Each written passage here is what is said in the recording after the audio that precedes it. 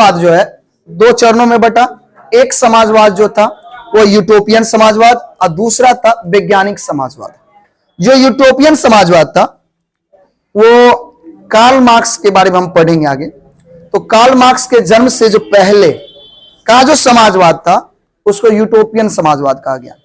इसी का दूसरा नाम स्वप्नदर्शी समाजवाद भी है। यूटोपियन समाजवाद का दूसरा नाम स्वप्नदर्शी समाजवाद है और आरंभिक समाजवाद भी इसको कहते हैं। ठीक है, शुरुआत की समाजवाद।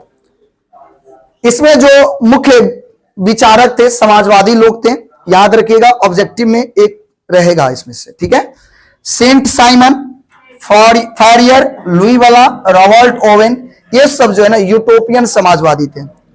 ये सभी यूटोपियन समाजवादी थे। आगे देखिए, सेंट साइमन के बारे में कल हमने पढ़ा था। अगर याद होगा तो सेंट साइमन के बारे में कल हम लोगों ने पढ़ा था। क्या पढ़ा था? तो आपने पढ़ा था कि सबसे पहला जो यूटोपियन समाजवादी थे वो थे सेंट साइमन। ठीक है, सबसे पहला यूटोपियन समाजवादी सेंट साइमन थे। कोई दिक्कत किसी को समझने में? इनका क्या कहना था कि इन्होंने समाजवादी विचारधारा को काफी आगे बढ़ाने का काम किया। यानी जो समाजवादी विचारधारा था, समाजवादी विचारधारा मतलब सब समाज के सभी वर्ग के बारे में सोचना, सबको आगे बढ़ाना, सबके लिए अच्छा सोचना, ये इनको आगे बढ़ाने का बहुत कोशिश की। और इनका मानना था कि राज्य समाज को इस ढंग से संगठित करे ताकि समाज में जो लोग हैं एक दूसरे का शोषण ना करें बल्कि मिलजुल करके रहें, और मिलजुल करके जो प्रकृति है उसका दोहन करे। दोहन मतलब उसका उपयोग करे। प्रकृति में जो भी संसाधन है, जो भी वस्तुएं हैं, उसका मिलजुल करके उपयोग करे। ये किसका मानना था? सेंट साइमन का मानना था। किसका मानना था? सेंट साइमन का मानना था।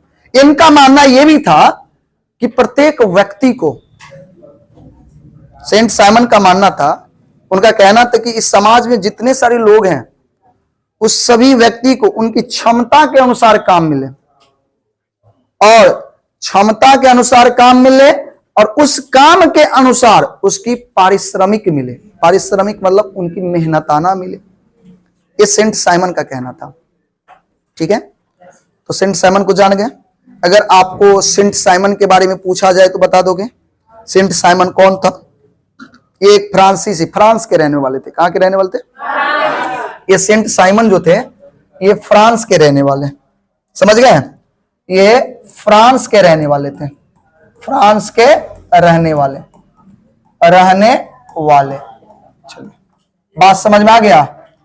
ये कहां के रहने वाले थे? फ्रांस के। चलिए, इनका क्या मानना था कि समाज के सभी वर्ग को मिलजुल कर रहना चाहिए, प्रकृति का जो वस्तुएं हैं उसका मिलजुल करके दोहन करना चाहिए, सबको उनकी क्षमता के अनुसार काम मिले और काम के अनुसार पारिश्रमिक मिले। कोई दिक्कत है इसमें?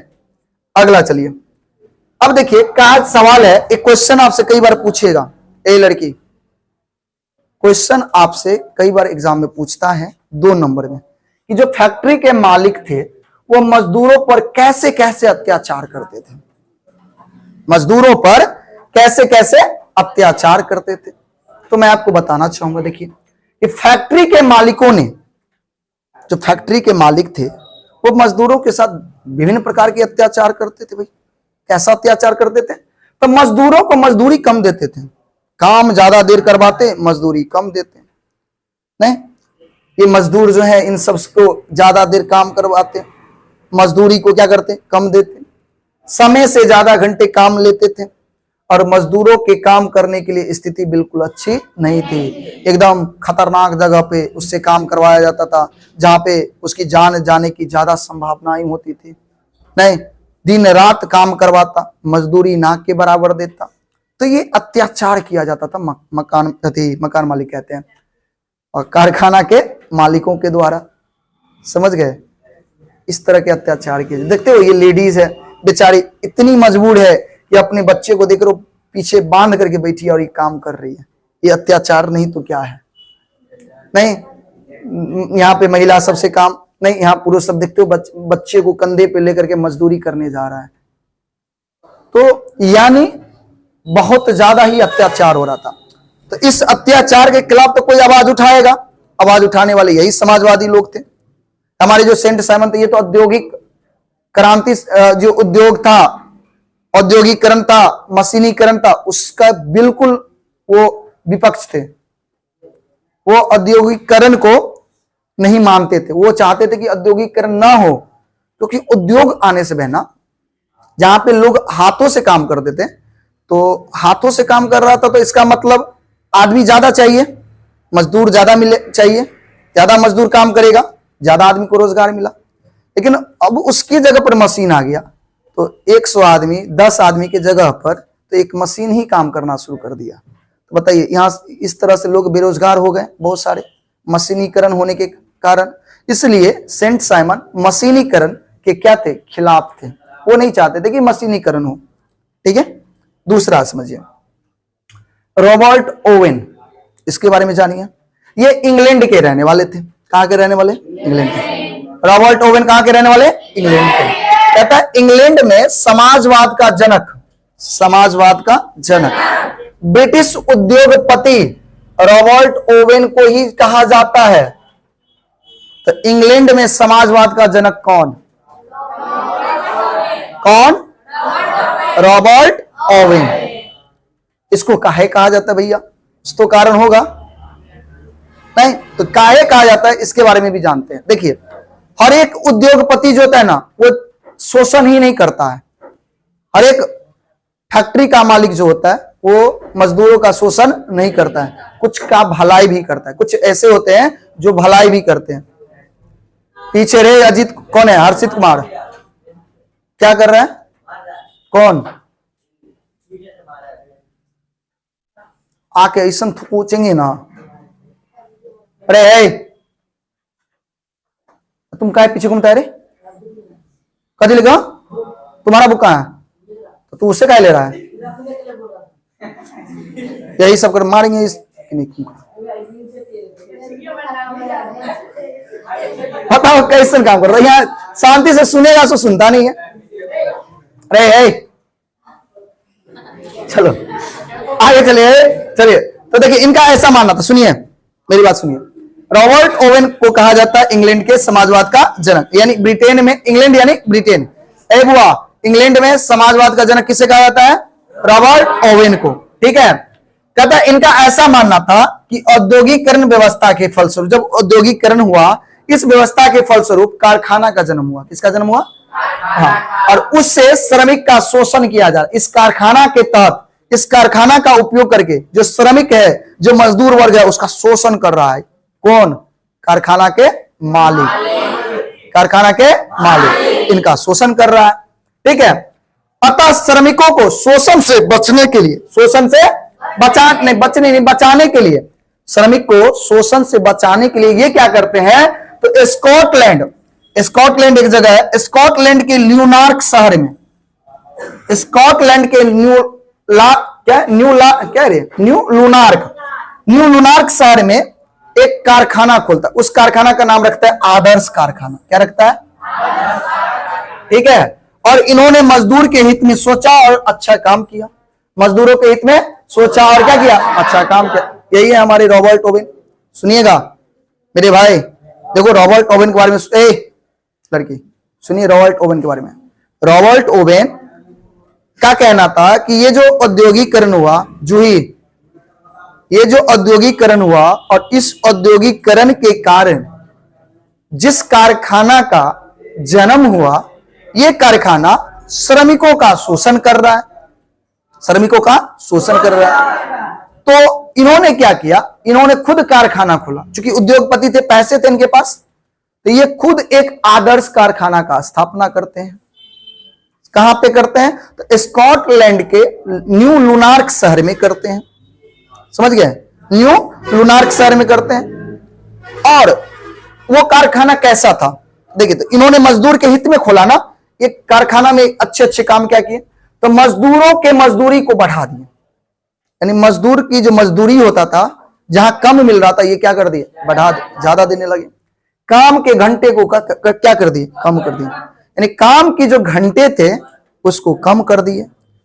जहां पर उसको 10 घंटा 12 घंटा काम करना पड़ रहा था उसको 8 घंटा काम करना पड़ा मजदूरों को। जहां पे उसको 10,000 मिल रहा था वहां पे 15,000 देना शुरू कर दिए। ये अच्छा काम किया ना। और क्या काम किए? मजदूरों के बच्चों के पढ़ने की व्यवस्था कर दी। जो मजदूर थे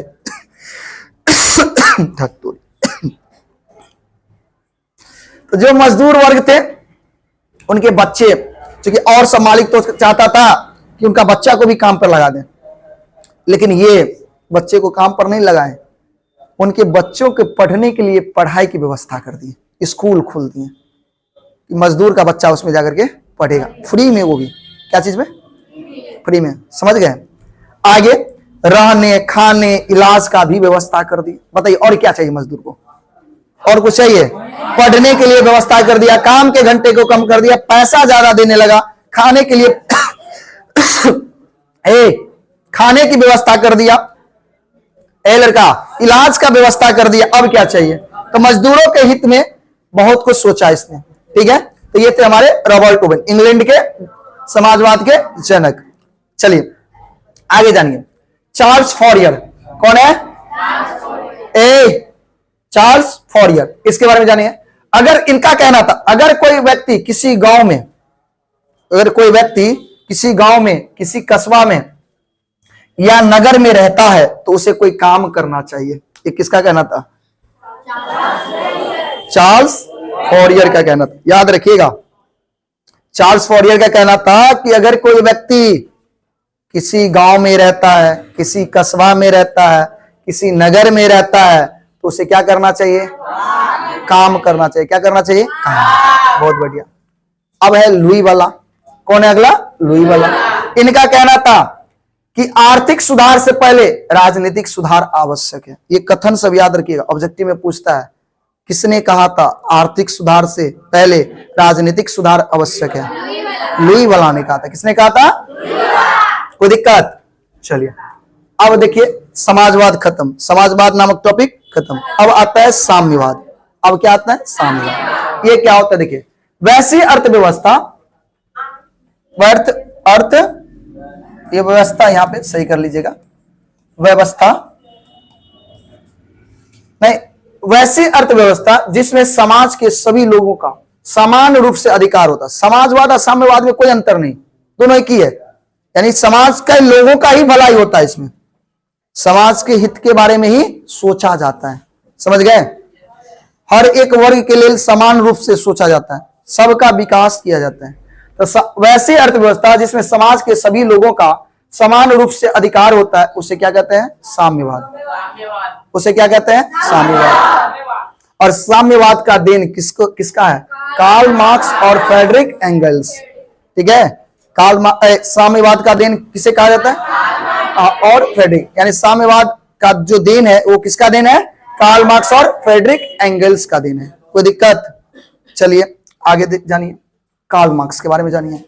नहीं, कार्ल मार्क्स को जानिए। केजीएफ पिक्चर देखा है? उसमें रॉकी भाई था, तो उससे कम दर्जा इस कार्ल मार्क्स का नहीं था। जस्ट इमेजिन करो कि ये कार्ल मार्क्स, वहां भी देखो, सोचो, वहां भी मजदूरों का शोषण हो रहा था कि नहीं हो रहा था? एकदम सबको बंदी बना करके, बंधुआ मजदूर बना करके काम करवाता, दिन रात है, मजदूरी तो बिल्कुल ही नहीं देता था। अरे केजीएफ जो मूवी है उसमें मजदूर को बंधक ना बनाया था, मजदूरों का शोषण ना हो रहा था। हाँ, जा नहीं सकता था। उसके बाद और क्या था? हाँ, काम नहीं करता तो उसको मार दिया जाता था। नहीं, तब वो पहुंचता है रॉकी भाई, पहुंचता है कि नहीं पहुंचता है? तो वही है कार्ल मार्क्स। लड़का सेम है कार्ल मार्क्स की कहानी। चलिए पहले सुना ना, तो वही कहानी है कार्ल मार्क्स की। कार्ल मार्क्स था कौन ये जानिए।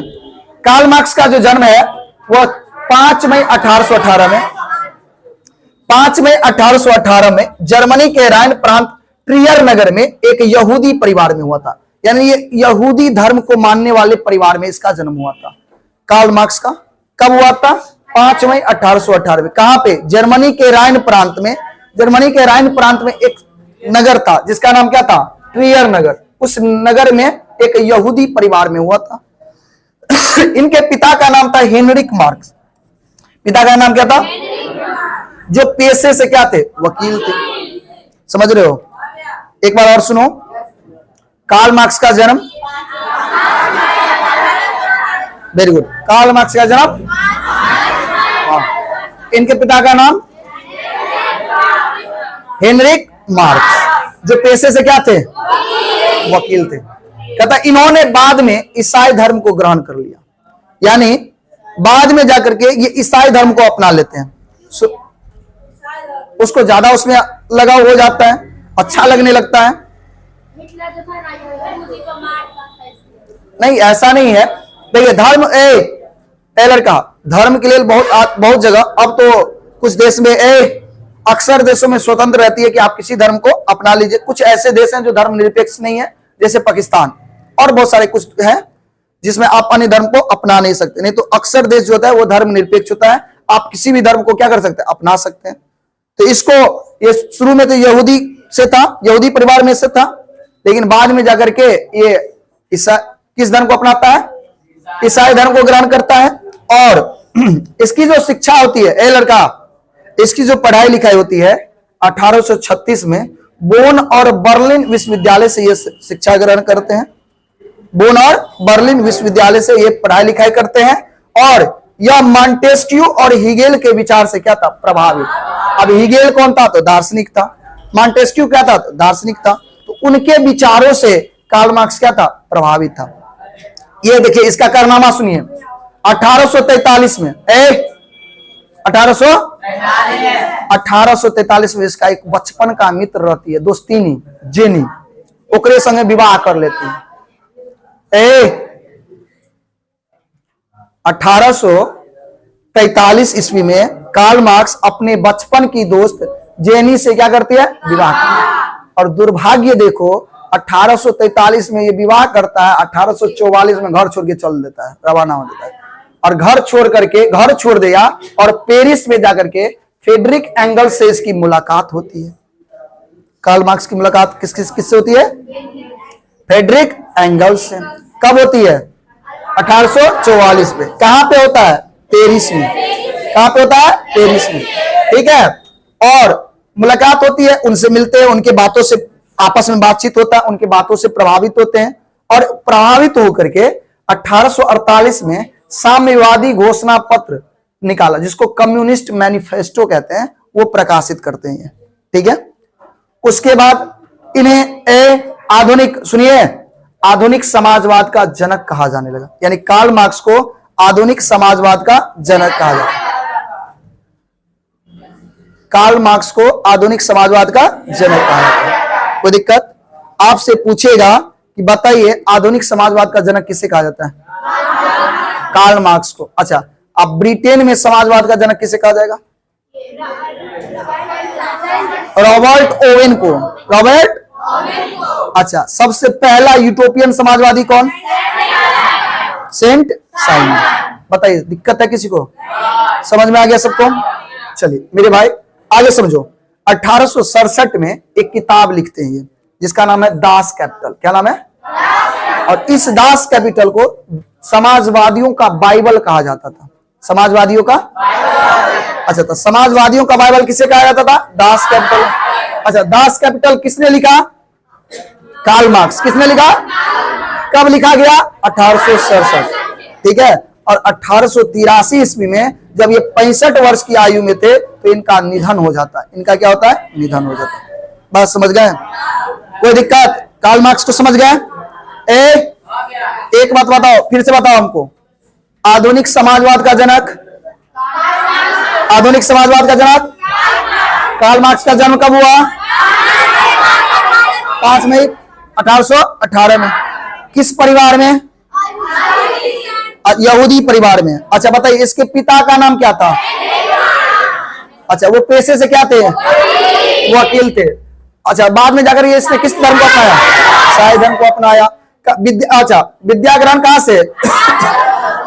बोन और बर्लिन विश्वविद्यालय से। अच्छा, कार्ल मार्क्स किसके विचार से प्रभावित था? हेगेल और मॉन्टेस्क्यू। अगला बताइए। अच्छा, कार्ल मार्क्स किससे विवाह करता है? अपने बचपन के दोस्त जेनी से। कब करता है? और 1844 में ये क्या करता है? अपना घर छोड़ करके चल देता है।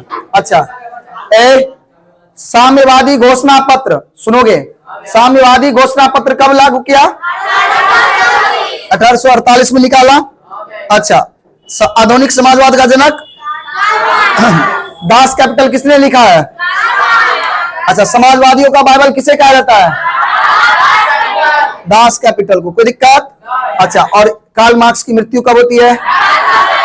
1883 में। उस समय इसका उम्र कितना था? बताओ, समझ में आ गया?